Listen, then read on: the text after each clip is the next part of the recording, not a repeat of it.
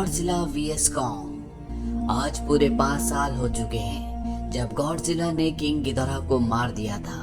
वहीं Skull Island में Kong को दिखाया जाता है, जिस पर मोनार्क ऑर्गेनाइजेशन नजर रख रही होती है ताकि वो इस आइलैंड से बाहर न जाए, क्योंकि अगर वो बाहर गया तो उसके और गॉडजिला के बीच में भयानक लड़ाई हो जाएगी। दरअसल ये दोनों एक दूसरे के दुश्मन हैं। कॉन्ग ने इस आइलैंड की बची हुई आखिरी आदिवासी बच्ची को गोद ले लिया होता है, जिसका नाम जिया है। वो सुन और बोल नहीं सकती, पर कॉन्ग से इशारे में बात करती है। ये दोनों एक दूसरे की बातों को अच्छे से समझ जाते हैं। वहीं दूसरी तरफ बर्नी नाम के एक टेक्नीशियन को दिखाया जाता है जो एपेक्स साइबरनेटिक्स कंपनी में काम करता है। ये कंपनी इंसान या जानवर की तरह सोचने वाली मशीन्स का निर्माण करती है। बर्नी को अपनी कंपनी पर शक होता है, इसीलिए वो कंपनी का सारा डेटा पेन ड्राइव में कॉपी कर लेता है और तभी यहाँ पर गॉडजिला हमला करता है और पूरी कंपनी को ध्वस्त कर देता है। बर्नी को यहाँ पर एक बहुत बड़ा डिवाइस दिखता है, पर उसे समझ नहीं आता कि ये क्यों बनाया गया है। इस घटना के बाद पूरी दुनिया सख्ते में आ जाती है कि गॉडजिला, जो कि टाइटंस का रखवाला था, इंसानों का दोस्त था, अब वो उनके लिए खतरा बन चुका है। मेडिसिन भी इस बात से हैरान होती है कि कैसे गॉडजिला इंसानों का दुश्मन हो सकता है, जबकि पिछली कहानी में गॉडजिला ने उसकी जान बचाई थी। वो अपने पिता मार्क से कहती है कि गॉडजिला के बदले रवैये का कोई ना कोई कारण जरूर होगा, पर मार्क कहता है कि टाइटंस भी इंसानों की तरह होते हैं, उनका दिमाग बदलता है।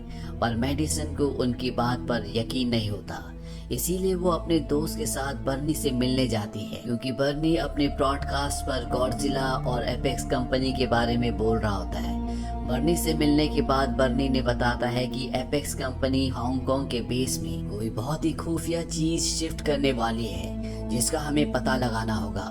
वहीं एपेक्स कंपनी के सीईओ को दिखाया जाता है जो डॉक्टर नेथन से मिलने जाता है। डॉक्टर नेथन पहले मोनार्क ऑर्गेनाइजेशन के लिए काम करते थे। उनका सब्जेक्ट था होलो अर्थ। वैज्ञानिकों के मुताबिक टाइटंस की दुनिया पृथ्वी के अंदर एक दूसरी दुनिया है जिसे होलो अर्थ कहा जाता है। इंसानों ने कई बार होलो अर्थ की खोज करने की कोशिश की, पर जो भी इस खोज में गया वो कभी वापस नहीं आया। माना जाता है कि वहाँ का इकोसिस्टम बहुत स्ट्रॉन्ग है।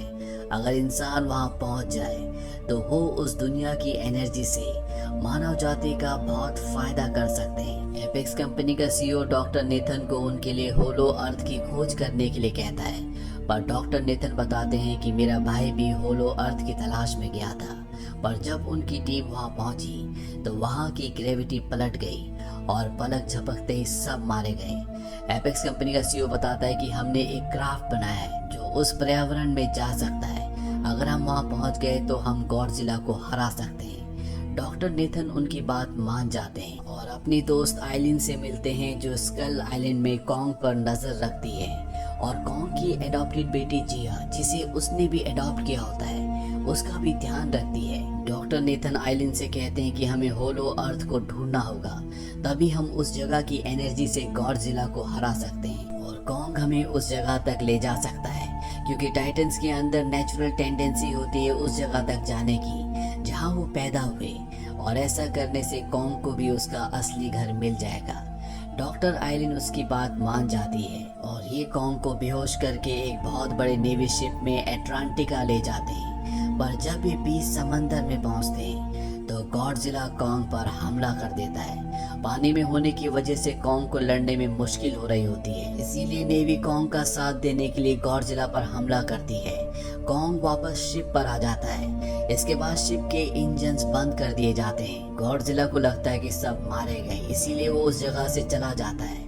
अब कॉन्ग को एयरलिफ्ट करके उस जगह तक ले जाया जाता है जहाँ से होलो अर्थ तक जाने का रास्ता है। कॉन्ग की एडॉप्टेड बेटी जिया कॉन्ग को इशारे से समझाती है कि उसे क्या करना है। कॉन्ग समझ जाता है और होलो अर्थ की तरफ बढ़ जाता है। बाकी की टीम कॉन्ग के पीछे एपेक्स कंपनी के क्राफ्ट में जाती है और जल्दी ये होलो अर्थ में पहुंच जाते हैं। यहाँ का इकोसिस्टम स्कल आइलैंड की तरह होता है। कॉन्ग यहीं पैदा हुआ था। यहाँ उसे अपने पूर्वजों की एक कुल्हाड़ी भी मिलती है जो गॉडजिला की हड्डी से बनी हुई थी। यानी कि यहाँ पर हजारों साल पहले गॉडजिलास और कॉन्ग के पूर्वजों के बीच में युद्ध हो चुका है। वहीं बर्नी मेडिसन और मेडिसन के दोस्त को दिखाया जाता है जो हांगकांग में एपेक्स के अंडरग्राउंड सीक्रेट बेस तक पहुंच जाते हैं, जहां पर एपेक्स कंपनी ने एक मैको गॉडजिला बनाया होता है, यानी कि मशीनी गॉडजिला, जिसे किंग गिदोरा की कटी हुई गर्दन से डॉक्टर सेरिजावा का बेटा रेन सेरिजावा टेलीपैथिकली कंट्रोल कर रहा होता है। पर इस मशीनी गॉडजिला को चलाने के लिए जितनी पावर की जरूरत है वो इनके पास नहीं होती, इसीलिए इन्हें होलो अर्थ की एनर्जी की जरूरत है ताकि वो इस मशीनी गॉडजिला को चला सके और पूरी दुनिया पर अपना कब्जा कर ले। वहीं होलो अर्थ में दिखाया जाता है जहां कॉन्ग अपने पूर्वजों की गद्दी पर बैठता है और तभी उसके पास जो कुल्हाड़ी होती है वो चमकना शुरू हो जाती है। कॉन्ग उस कुल्हाड़ी को एक कुल्हाड़ी की शेप के बने हुए सांचे में रखता है और इसके बाद वो कुल्हाड़ी धरती के कोर से रेडिएशन को खींचना शुरू कर देती है और कुल्हाड़ी चार्ज हो जाती है। यहाँ पर इन्हें इस जगह की एनर्जी सोर्स के बारे में पता चल जाता है। यहाँ पर जो एपेक्स कंपनी की टीम होती है वो इस एनर्जी के सैंपल अपने हांगकांग के बेस में भेजना शुरू कर देती है। हालांकि आइलिन उन्हें ऐसा करने से मना करती है पर वो उसकी बात नहीं सुनते। गॉडजिला को यहाँ पर पता चल जाता है कि कोई होलो अर्थ में जाकर एनर्जी से छेड़छाड़ कर रहा है, जिससे वो गुस्से में आ जाता है और वो अपनी एटॉमिक ब्रेथ से धरती पर गड्ढा करना शुरू कर देता है। वहीं धरती के कोर में यानी कि होलो अर्थ में दिखाया जाता है कि एपेक्स की टीम यहाँ से भागने की कोशिश कर रही होती है, पर कॉन्ग को समझ में आ जाता है कि इनके जो इरादे हैं वो सही नहीं है, इसीलिए वो उनके क्राफ्ट को ध्वस्त कर देता है। और अब यहाँ पर गॉडजिला ने ऊपर धरती से होलो अर्थ तक एक गड्ढा कर दिया होता है, जिससे कॉन्ग बाहर निकलता है। उसके सामने गॉडजिला होता है जो हजारों लाखों सालों से एक दूसरे के दुश्मन हैं। इन दोनों के बीच में एक खतरनाक लड़ाई होती है। गॉडजिला कॉन्ग के ऊपर एटॉमिक ब्रेथ छोड़ता है, लेकिन उसके पास जो कुल्हाड़ी है उसके अंदर भी एटॉमिक पावर है, इसीलिए वो उसकी ब्रेथ को उससे रोक लेता है और उसी कुल्हाड़ी से उस पर एक जोरदार हमला करता है, जिससे दोनों के दोनों दूर जाकर गिरते हैं। पर कॉन्ग अगले पल खड़ा हो जाता है, साथ ही अपनी कुल्हाड़ी भी उठाता है जिसके अंदर अब एटॉमिक पावर नहीं होती, यानी कि उसका चार्ज अब खत्म हो चुका है। गॉडजिला एक बार फिर से उठता है और इन दोनों के बीच में घमासान लड़ाई होती है और इस राउंड में कॉन्ग को गॉडजिला हरा देता है। वो अपना पैर उसके दिल पर रखता है, जिससे कॉन्ग बहुत बुरी तरह से जख्मी हो जाता है और वो बेहोश हो जाता है। वहीं बेस में दिखाया जाता है जहां पर बर्नी मेडिसन और मेडिसन के दोस्त को एपेक्स के सोल्जर्स पकड़ लेते हैं और अब यहाँ पर जो एनर्जी का सैंपल उन्हें होलो अर्थ से मिला था उससे वो मशीनी गॉडजिला को जगाना चाहते हैं। हालांकि रेन सेरिजावा ने एपेक्स कंपनी के सीईओ को ऐसा करने से मना भी किया होता है, लेकिन वो उसकी बात नहीं मानता और अब ये होलो अर्थ की एटॉमिक एनर्जी के सैंपल से अपनी एनर्जी बना देते हैं और मशीनी गॉडजिला को एक्टिवेट कर देते हैं। रेन सेरिजावा जो कि मशीनी गॉडजिला को गिदोरा की गर्दन के अंदर से टेलीपैथिकली कंट्रोल कर रहा होता है,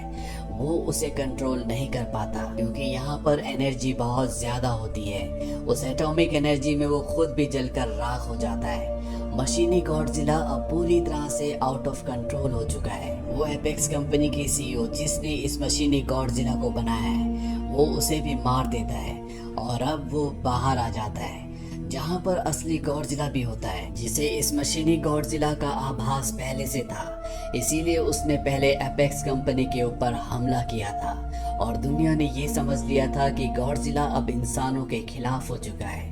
अब मशीनी गॉडजिला और असली गॉडजिला के बीच में लड़ाई होती है, लेकिन मशीनी गॉडजिला असली गॉडजिला से बहुत ताकतवर होता है। बहुत जल्दी वो असली गॉडजिला को परास्त कर देता है। वहीं कॉन्ग के पास उसकी एडॉप्टेड डॉटर जिया जाती है।